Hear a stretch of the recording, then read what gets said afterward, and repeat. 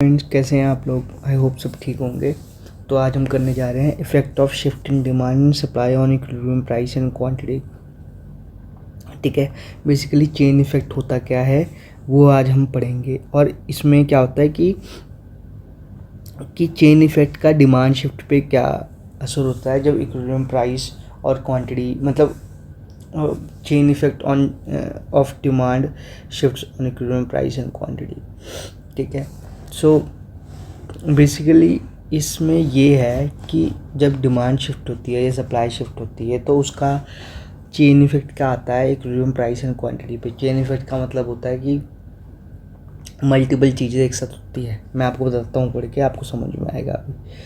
ठीक है, so when there is shift in demand and supply curve, जब वहाँ पे शिफ्ट होता है डिमांड और सप्लाई कर्व में, इक्विलिब्रियम प्राइस ऑल्सो चेंजेस। जो इक्विलिब्रियम प्राइस है वो भी चेंज हो जाता है। But this change in price is not sudden. लेकिन जो ये इक्विलिब्रियम चेंज है ये एक सडन नहीं होता, इट टेक्स अ प्रोसेस। ठीक है, the process of change in equilibrium passes through many stages. बहुत सारे स्टेजेस से ये प्रोसेस पास होता है, तब जाके एक सडन एक चेंज आता है प्राइस में। ठीक है, फॉर एग्जांपल है जैसे कि जब एक्सेस डिमांड होती है मार्केट में, मतलब डिमांड ज़्यादा है सप्लाई से। ठीक है, या कह लीजिए सप्लाई कम हो गया। ठीक है, price begins to rise due to competition among buyers since they are not able to get all what they want at a given price. तो जब डिमांड ज़्यादा होती है और सप्लाई कम होती है तो प्राइजेज इंक्रीज़ हो जाते हैं। जब डिमांड ज़्यादा होती है सप्लाई कम होती है तो इसका असर क्या होता है कि प्राइजेज इंक्रीज़ हो जाते हैं। ठीक है, increase in price initiate producer to supply more. जब इंक्रीज प्राइस होता है तो प्रोड्यूसर ये सोचता है कि अगर मैं और सामान लेके आऊँगा तो मेरा प्रॉफिट और बनेगा, तो सप्लाई जो है वो इंक्रीज़ हो जाती है। ठीक है, सप्लाई जब मोर हो जाती है, एक्सटेंशन इन सप्लाई हो जाती है, but their prices brings downward pressure on demand. जब सप्लाई ज़्यादा हो गई डिमांड से तो प्राइस जो है वो नीचे गिर जाती हैं। ठीक है, but higher price brings down pressure on demand and causes fall in their demand. लेकिन क्योंकि वहाँ पे इंक्रीज था प्राइस का, क्योंकि प्राइस ज़्यादा था, ठीक है, तो उससे क्या होता है डिमांड जो होती है वो कम हो जाती है।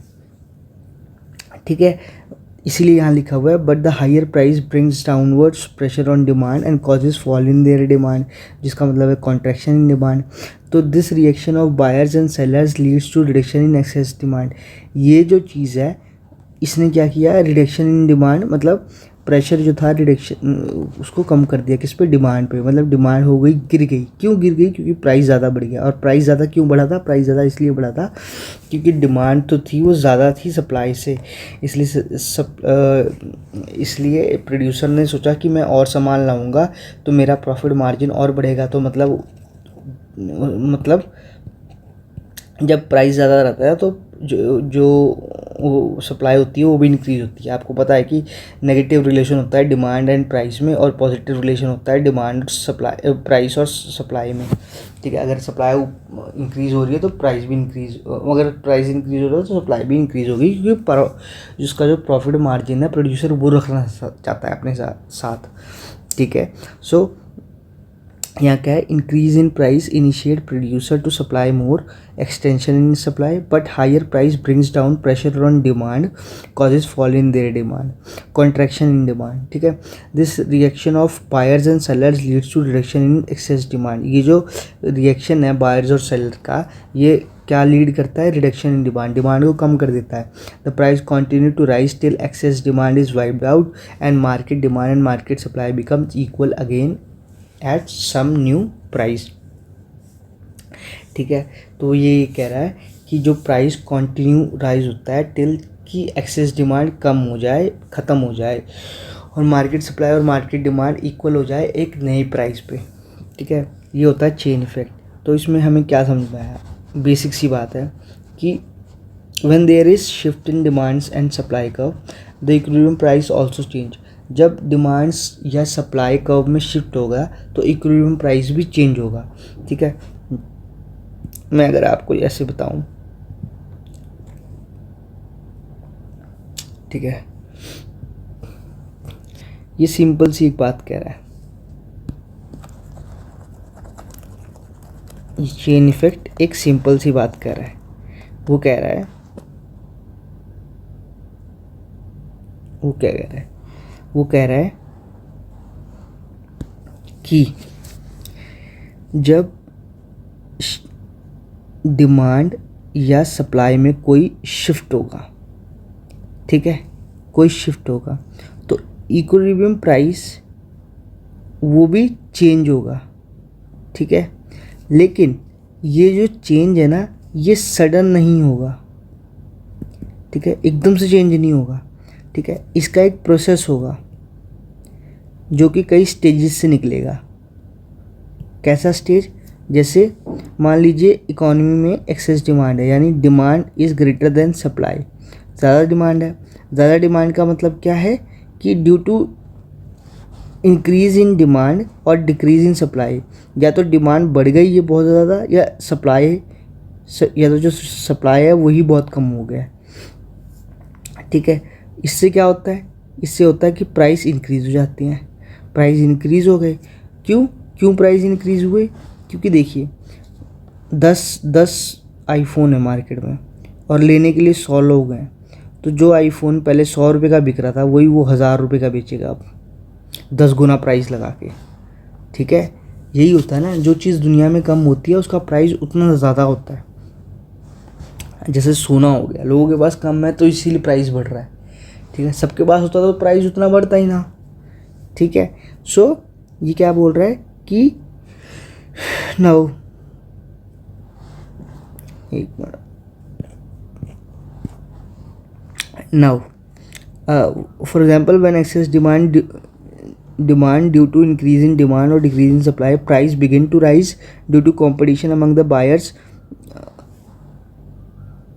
since they are not able to get what they want at a given price, ठीक है। increase in price initiate producer to supply more। अब इस इंक्रीज इन प्राइस की वजह से क्या होता है, प्रोड्यूसर को एक्सटेंशन इन डिमांड, यानी सप्लाई को इंक्रीज करना पड़ता है, या फिर एक्सटेंशन इन सप्लाई हो जाता है, ठीक है, ठीक है। एक्सटेंशन इन सप्लाई हुआ, फिर क्या होगा? फिर higher price brings downward pressure on demand and causes fall in their demand. पर क्योंकि प्राइस ज़्यादा है तो उससे क्या होगा, डिमांड जो है वो कम हो जाएगी, किसी भी चीज़ की डिमांड जो है वो कम हो जाएगी, ठीक है। सो इसका मतलब क्या होगा, ये डिमांड कम का मतलब क्या होगा, कॉन्ट्रैक्शन इन डिमांड, ठीक है। सो दिस रिएक्शन, ये रिएक्शन बायर्स और सेलर्स को, so this reaction of buyers and seller lead to reduction in excess demand. Excess demand कम हो गई। कैसे कम हो गई? कि प्राइस इंक्रीज था तो प्राइस ज़्यादा था और डिमांड जो है कम हो गई, उससे कॉन्ट्रैक्शन इन डिमांड हो गया। तो मतलब प्राइस के बढ़ने की वजह से डिमांड कम हो गया, तो एक्सेस डिमांड जो है, जो एक्सेस डिमांड है वो कैंसिल हो गया, वो वाइप आउट हो गया, ठीक है। The price goes till excess demand is wiped out and market demand and supply equal. तो प्राइस कंटिन्यू रहेगा राइज टिल कि एक्सेस डिमांड, यानी डिमांड ग्रेटर है सप्लाई से, वो ख़त्म हो जाए और डिमांड इक्वल टू सप्लाई आ जाए at a new price. This is what we called as chain effect, ठीक है। तो आई होप आपको ये समझ में आ गया होगा चेन इफेक्ट। अब हम करने जा रहे हैं chain effect of demand shift on equilibrium price and quantity, ठीक है। So there are various factor affecting demand and of commodity, due to change in these factors equilibrium price and quantity of the commodity is affected. Let us study some of the factor affecting demand, ठीक है। तो chain effect of demand shift on equilibrium price and quantity, एक काम करते हैं, इसको ना next lecture में करते हैं, ठीक है। फिलहाल यही आप ये समझो कि चेन इफेक्ट होता क्या है, ठीक है। सो मिलते हैं नेक्स्ट लेक्चर में, टिल देन बाय।